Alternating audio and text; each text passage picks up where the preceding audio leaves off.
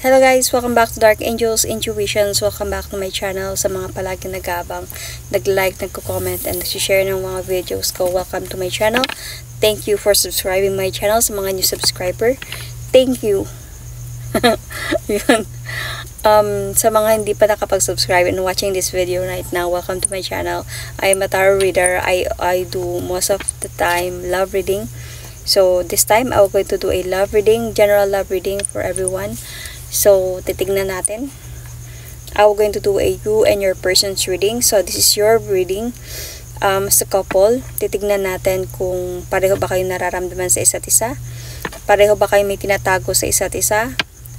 Ano yung mga plano ninyo para sa isa't isa. Kung magkakatugma ba kayo. Let's see. Okay? So, kung hanggang saan tayo dadating. So, first, I will going to pull 3 oracle cards in a different oracle deck. So, to see situation, what is happening right now. So, take note guys, hindi to para sa lahat, okay? Takes what resonates and leave the rest. So, this could be vice versa. This is a timeless reading kung kailan nyo to mapanood. If naka-resonate kayo, then this might be your reading. So, let's start without further ado.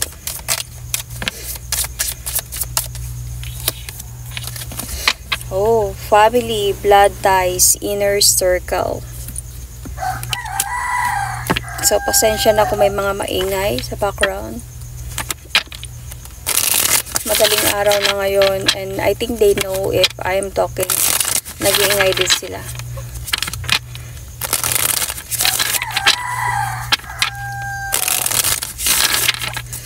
So, anyway, let's see another oracle cards. Travel, experience new things. Okay.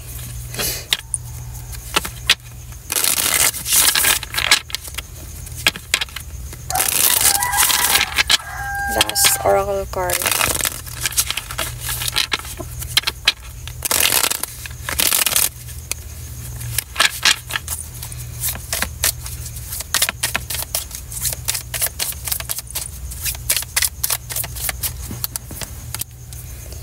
Stability, harmony, flow. Feeling ko somehow itong reading na to para sa mga merong commitment sa buhay, may responsibility sa buhay kasi merong family dito. So might be you are more concerned on your stability and of course your family. So feeling ko merong trouble na nagaganap. Might be one of you travel para magtrabaho. So, naging LDR kayo. So, might be para sa family. So, let's see. First, ano yung gustong sabihin sa'yo ng person mo?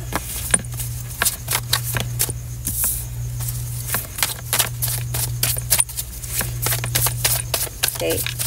Anong gustong sabihin sa'yo ng person mo? So, itong reading na to, pwede to sa mga marriage, couple, pwede din to sa mga live-in partner, sa mga merong children, hindi man kasal. Okay? Let's see.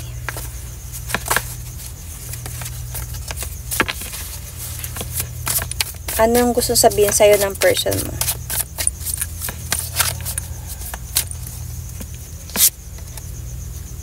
Mahal kita, pero hindi pwede maging tayo. So, dito ako na-weirdan na. Parang may twist yung story dito.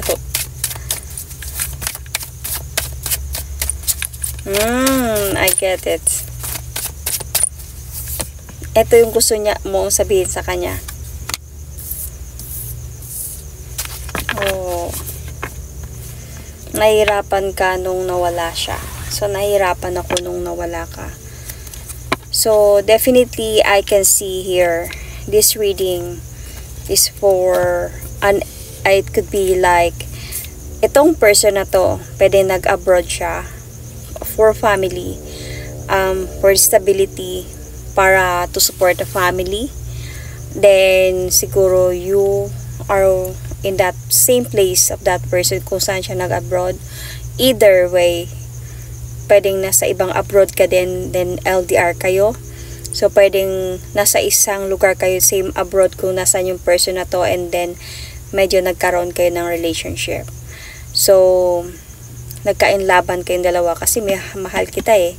So, nagkainlaban kayong dalawa, and then, yun. But might be the other person has a family. Kasi nito yung family, blood ties, inner circle. So, nagtrabaho siya for family, for stability. This person go with the flow. Parang did this person take the leap of faith para sa family, and para to have some stability, and also experiencing new things. But the thing here, siguro feeling ko itong person na to, itong mga nangyari sa kanya, ito hindi to like normal sa kanya. Nung nakilala ka niya, very different, like na in love siya sa'yo. First time to nangyari sa kanya siguro nung nalayo na siya sa asawa niya, could be sa family niya. Then of course nahulog siya sa'yo because might be longing, might be nasa isang lugar kayo, and then nagkainlaban kayo. So experiencing new things eh. So new things to para sa kanya. So let's see.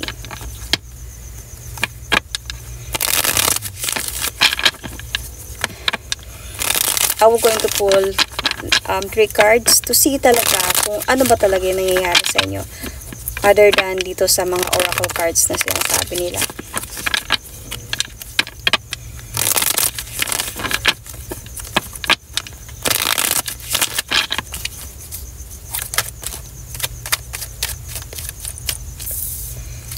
The Knight of Wands in reverse.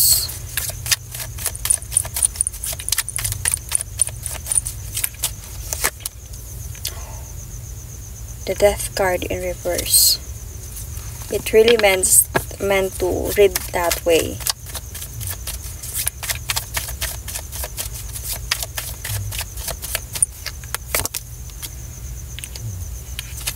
The Two of Wands, family. But nahulog yung Page of Wands pa ganito. So I let it ganyan.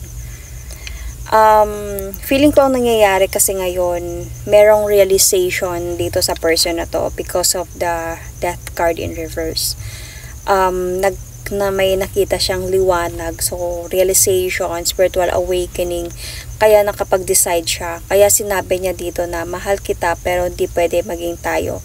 Siguro this person plays parang kumaga to experience new things in life. Nag-try siya. So, akala niya siguro it's just for nothing. Pero nahulog siya. But this person is, sa una talaga, focus siya sa family niya. Sa stability niya. So, the thing here is, like, when na-experience new things na na-in love siya sa'yo, dito siya medyo naging iba. May ibang treatment siya sa family niya. Kasi na-realize niya na mali siya. So, see? Nandun siya sa point na parang kumbaga nakapag-isip-isip siya. Nagso-searching siya na alam niyang may nasasaktan na siya. Hindi lang ikaw, pero yung family niya as well. Either asawa niya, yeah. So, hindi siya nakatulog sa gabi nung time na yon. Kasi to this Page of Wands na dito, I think meron ng on and off sa inyo this time. Because, siguro on and off because hindi pa talaga totally official na nagiwalay kayo dito. Siguro may mga realization pa lang, may mga miscommunication, and parang he or she wanted to have a decision, kaya on and off yung connection ninyo dalawa dito. So, ito yung nangyayari sa inyo ngayon. So, feeling ko kasi, you are waiting for this person to really like, siguro, ipagmalaki ka, siguro, na mag-level up pa yung relationship ninyo. Pero walang nangyayari, and naghihintay ka. Like, he's telling you he loves you, or she loves you, pero walang nangyayari. So, let's see about ano yung nararamdaman ng person na to para sa'yo.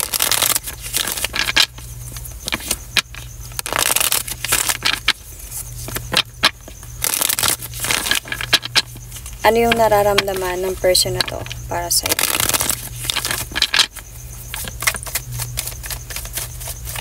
So, I already see Scorpio side here. Aries, Sagittarius, Leo, or yeah, and Scorpio, Sun, Moon, Rising, Venus. What is the feeling from this person towards you?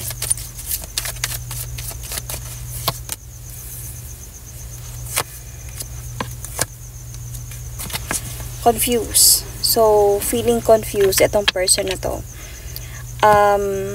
Andun siya sa point of like, gusto niyang maayos ng lahat sa buhay niya. Parang this person is manifesting na talaga na magkaroon na ng kumbaga peaceful yung situation. Kasi honestly, nandito siya sa point of feeling na medyo hindi niya na na-appreciate yung mga nangyayari sa buhay niya ngayon. And he's also thinking about might be the wife. He's thinking about a family, a wife, his responsibility, his or her responsibility. Kasi naiisip niya kasi na parang to offer new beginning to that. Yun yung feeling niya ngayon.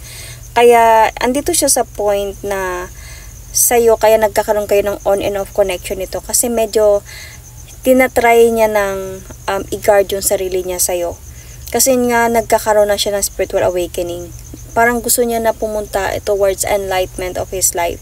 Hindi lang talaga kanya ganun ka sabihin natin na madaling bitawan.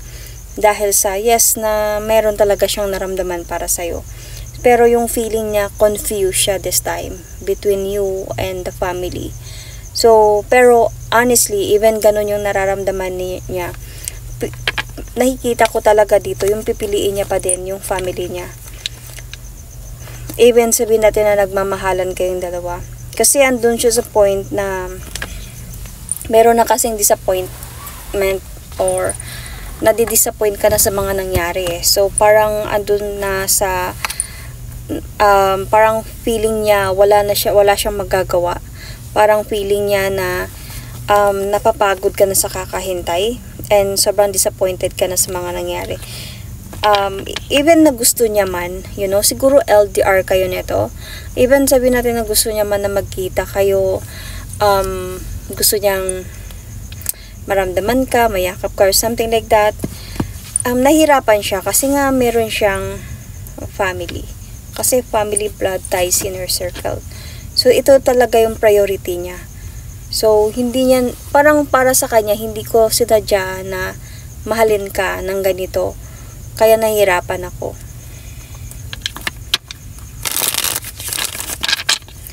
So, hindi niya na-appreciate yung mga nangyayari ngayon sa kanya. Yun yung feeling niya. Parang, sabihin natin na gustuhin niya man na maging maayos kayo, yun yung nararamdaman niya, pero nahirapan siya, and nako-confuse siya kung anong gagawin niya.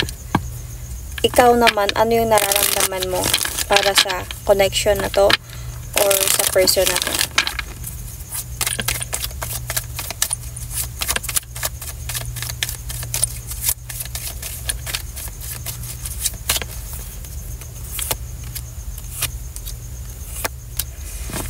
Dito naman nagiging practical ka. Parang I think meron na ding clarity sa part mo about your person side, kung anong meron sa kanya. Hindi na, wala nang sekreto to, siguro inamin niya sa'yo, kanyan, or baka alam mo from the very start. Nagiging practical ka lang this time. Pero magulo yung utak mo. Parang magulo yung isipan mo. Parang na-stress ka. Sometimes, yung sa pagiging on and off ninyong dalawa, minsan nakakaisip ka na parang gusto ko muna talaga mapag-isa. Gusto ko muna na magpahinga. Ipahinga yung utak ko kasi na-stress na ako. Parang ganun. Kasi feeling mo kasi lumalaban ka sa hadlang.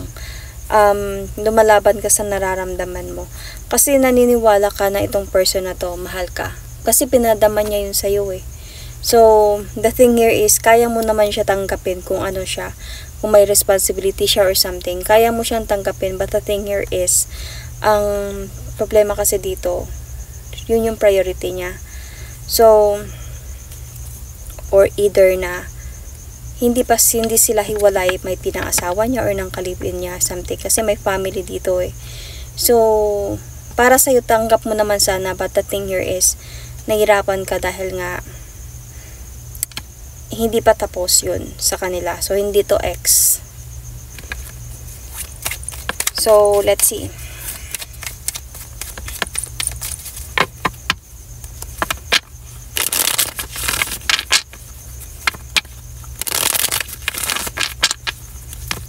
Okay. Ano yung plano ng person mo para dito? Ano yung plano niya para dito sa inyo?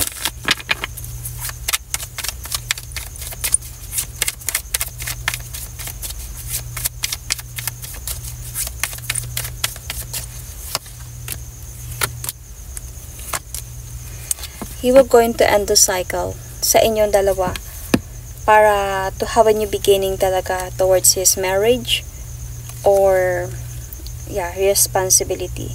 He will going to end the cycle to have a changes in his life para makapag-umpisa na siya towards a past person. So, gusto niya na talaga ng pagbabago sa buhay niya. So, ayaw niya na ng away, ayaw niya na ng gulo, ayaw niya, na-stress na siya, and parang gusto niya lang talaga mag-move forward towards there para ayusin na to, gaya ng dati. So, there is a possibility na hihiwalayan ka niya. Kaya nga nandito sa sinasabi niya, mahal kita pero di pwede maging tayo. Kaya willing siya to give up talaga itong relationship na meron kayo para sa family niya. And, but the thing here is, doon din sa point niya na, even ganito na yung decision niya, sa nararamdaman niya, nahihirapan pa din siya. Dumating din siya sa point na, bago siya nag-decide na ganito, dumating din siya sa point na hindi niya alam kung anong gagawin niya. Kasi nahulog din siya sa'yo eh. So, dumating siya sa point na hindi niya alam kung sino yung pipiliin niya. Pero ikaw, siguro nung time na yon, ikaw naging patient ka na maghintay ng sagot niya dahil nga gusto mo or you are expecting na ikaw yung pipiliin niya kasi nga pinadama niya sa'yo yung pagmamahal na yon. So expect mo na ikaw yung pipiliin niya kasi kumbaga siguro naging generous ka sa kanya, tinulungan mo siya, nandyan ka para sa kanya, you supported him or her, excuse me. So parang umaasa ka talaga na ikaw yung pipiliin niya, but the thing here is hindi. Kaya nahihirapan ako nung nawala ka kasi umiwas na siya. So, ano yung plano mo ngayon?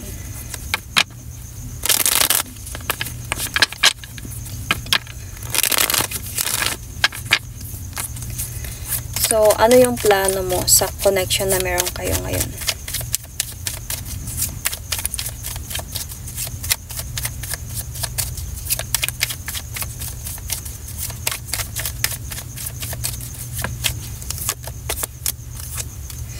Hindi mo alam ano yung plano mo, honestly.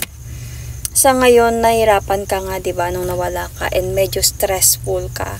Stress ka sa mga nangyayari ngayon. Parang feeling mo gusto mo lang talaga muna magpahinga. Sobrang nasaktan ka. And even pag-iisip ng plano, hindi mo magawa. Kasi hindi mo even alam kung anong gagawin mo. Naghihintay ka pa din eh. Nasasaktan ka. Pero naghihintay ka pa din. So, hindi ka even sure kung babalik pa siya. Ano bang decision na, baka magbago pa yung decision niya. So, andun ka sa point na naghihintay ka pa din talaga ng clarity. Though nagiging practical ka man, hindi naman to sabi natin na nakakagulo sa stability mo, sa trabaho mo or something, pero nasasaktan ka talaga. So, parang nag-iisip ka naman na din dito ng, I need to give up on this. Should I give up on this? Should I move on? Parang ganun. Pero naghihintay ka pa din na parang meron pa din sa yung parang hope na babalik pa din talaga siya. So, hindi ka pa talaga nakapag-plan dito. Wala kang plano. Parang gusto mo ng clarity lang talaga. Galing sa kanya kung ano ba talaga yung decision niya. Kung babalik pa ba talaga siya sa'yo. kung yung sinabi, example, sinabi niya na maghiwalay na tayo, totoo na ba talaga yun? Kasi umaasa ka pa, nahihirapan ka na wala siya.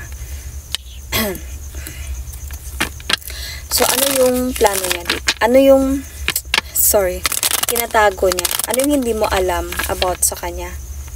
About sa mga ginagawa niya?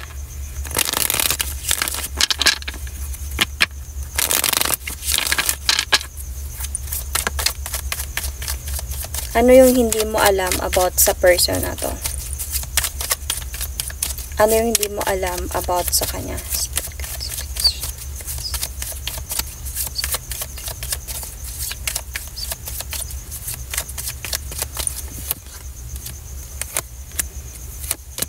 Hindi mo alam na married siya? Na sila pa? Siguro feeling ko, ang sinabi niya sa'yo, hiwalay na sila. Siguro andun sa point, or sinabi niya sa'yo na hindi sila kasal. May mga ganun, hindi clear sa'yo about sa marriage. Kasi, ito yung tinago niya sa'yo eh. Na, nung umalis siya, papunta siguro abroad para magtrabaho, nangako siya sa family niya eh, na pupunta ako doon para magtrabaho lang. Para sa atin, kayo yung priority ko.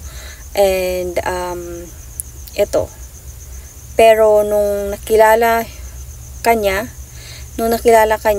so hindi lahat ng sinasabi niya sa'yo, hindi lahat ng sinishare niya sa'yo, yun yung nangyayari sa kanya. So, may mga pagsisinungaling, especially about his marriage. So, definitely, hindi niya sinabi na kasal ako, pero nailab ako sa'yo. No, I think ang sinabi niya siguro sa'yo, could be hiwalay ako, could be, wala akong asawa, or hiwalay na kami, matagal na. Kasi nandito yung marriage eh, ito yung tinago niya sa'yo. And even, tinago niya sa'yo na meron pa, hindi pa tapos kayo. So,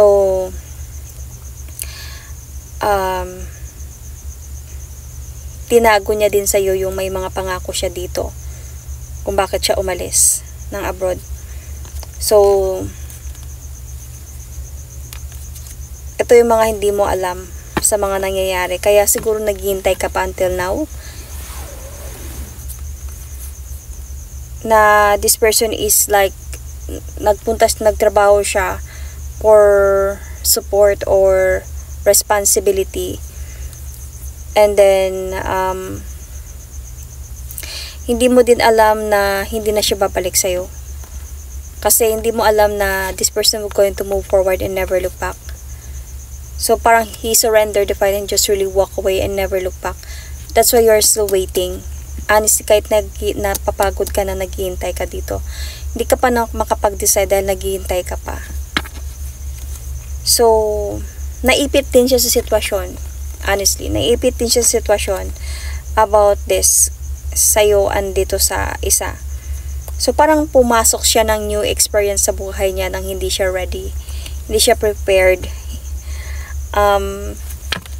Kasi nahulog siya sa'yo eh. So, ito yung tinago niya sa'yo. So, ano naman yung hindi niya alam about sa'yo? So, pwede mong ma-confirm to, okay? Through sa comment section.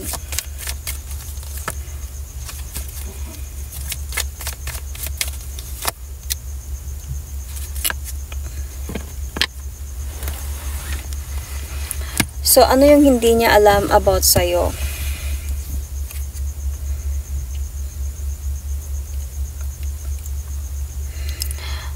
I can see here na you are sobra kang nakafocus. Siguro ang pinapakita mo dito sa kanya, parang practical ka lang. Like, parang okay lang. Parang,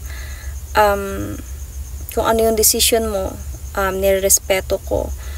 Parang kahit masakit.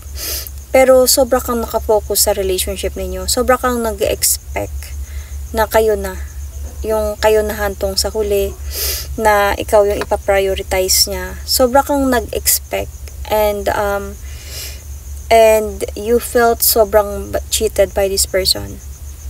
So you are also even like spying or stalking kung ano na nangyayari sa kanya, para at least hindi naman to sa para at least kung may makikita ka man, madali kang ang maghilom, kumbaga.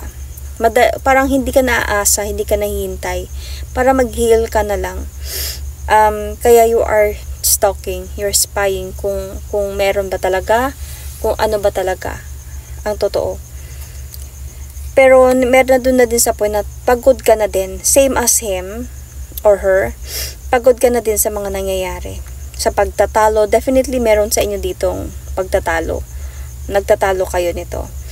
And you really want to get yourself back. You want judgment, you want karma sa mga nangyayari. Bago ka pa man mag-move forward and never look back from this. Kasi you still felt parang trap, or you still felt parang sobra kang niloko or pinagmukhang tanga ng taong ito. You are very much disappointed. Yet kahit ganun pa man, naghihintay ka pa din ng clarity from this person. So yun yung hindi niya alam, na you have expected so much from him or her sa relationship na to. So, ano yung pwede nyong malaman? Ano yung pwedeng mangyari sa connection na meron kayo?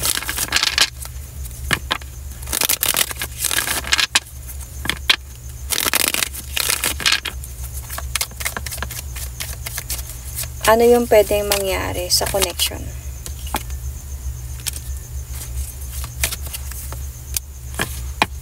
Okay.